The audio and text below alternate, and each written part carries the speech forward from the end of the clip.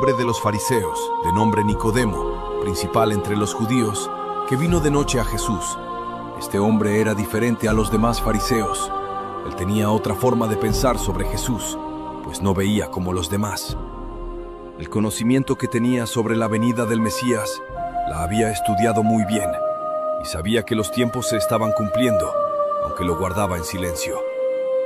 Este hombre, al estar frente a Jesús, le dijo: «Rabí, sabemos que has venido como maestro de parte de Dios, pues nadie puede hacer esos milagros que tú haces si Dios no está con él». Y esta es su historia.